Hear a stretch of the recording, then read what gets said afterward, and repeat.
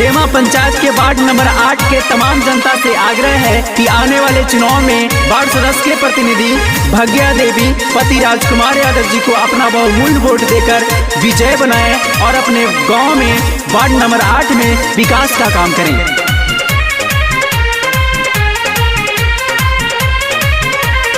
हिरी बगैचा गौआ से ही ना के जीतई हो एहो हमर भैया पथुलवा बुला चक गौआ से ही ना के जीतई हो एहो हमर भैया एहो हमर चाचा त भगिया देवी के बाड़े में जीतई हो एहो हमर चाचा त भगिया देवी के विजय बनई हो एहो हमर चाचा।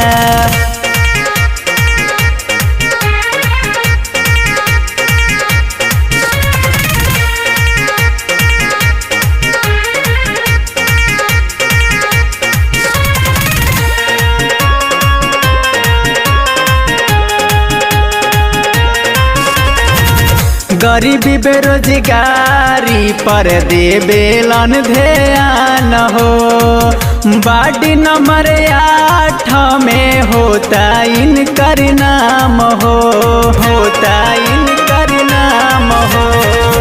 गरीबी बेरोजगारी पर देवेलन ध्यान हो वार्ड नंबर 8 में होता इनकर नाम हो। भैया राजकुमार जी के सपना पूरई गे दिन से अशोक विजय जी के सपना पूरई गे हे हमर चाची त भगिया देवी के जीतई गे हे हमर चाची त भगिया देवी के जीतई गे हे हमर चाची।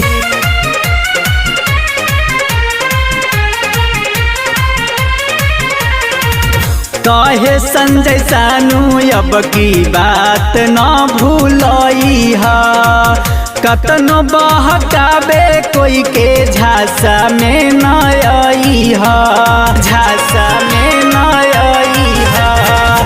कहे संजय सानू अब की बात न भूलई हा कतनो बहकाबे कोई के झांसा में न आई हा। वार्ड नंबर 8 में विकास करबई गे अपने अपन गौआ में विकास करबई गे हे हमर बहिनी भगिया देवी के जीतई गे हे हमर बहिनी भगिया देवी के विजय बनई गे हे हमर बहिनी।